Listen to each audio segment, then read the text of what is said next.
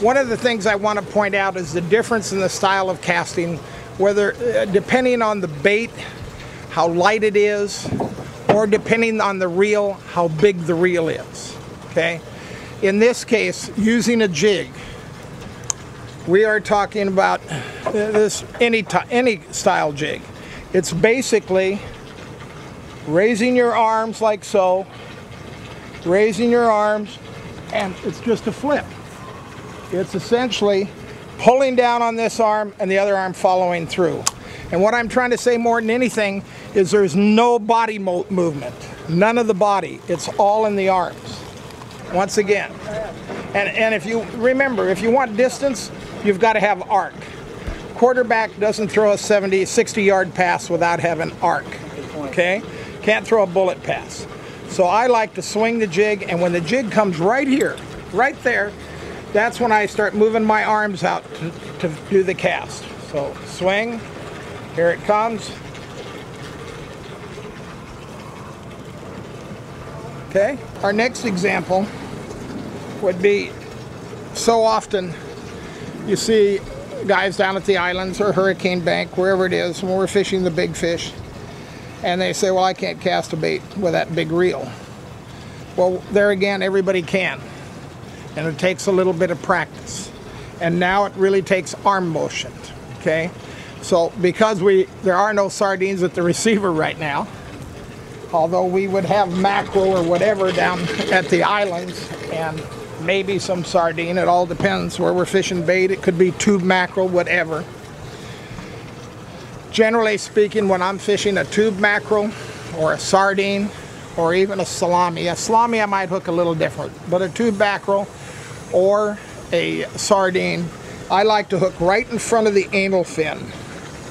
Right in front of the anal fin and go right through the middle of the belly. Okay, just like so. Actually, I want to get a little more meat than that. Right through there like that. That's the way I like to hook that bait. Now this bait here, this is heavier than a sardine, but not heavier than the mackerel, for sure.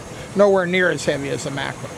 So, in this case, and I think you heard some of the other guys talk about how we feel about reels on here. We're strong supporters of Shimano because I love their innovativeness, and we're strong supporters of the accurate reels because they work so well on our big fish. The free spool is great, their service is great, etc. So in this case here, we have a nice heavy rod made by Seeker. Again, the swinging of the bait is actually a pretty important thing. Once again, swinging the bait and not starting my cast until the bait comes here. Then I'm taking full advantage of the swing of the pendulum, okay? Now, only this time, watch how I use my whole body.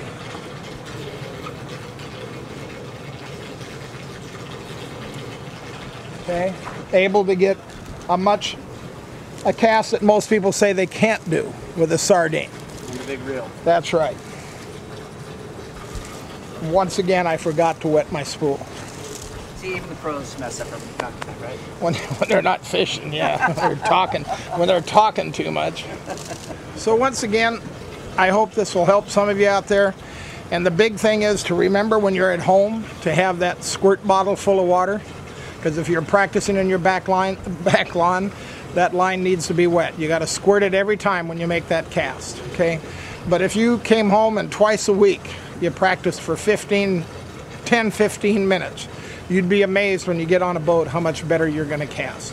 And do I think it makes a difference? Yes, it does make a difference. Our crew is really fond of the AFCO clothing, their new clothing they've come out with, some fabulous shorts, some fabulous designs and shirts.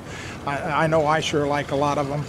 And the other thing is our entire crew does wear Costa Del Mar sunglasses. We love them, and you want to check them out the next time you go by a tackle store. Thank you.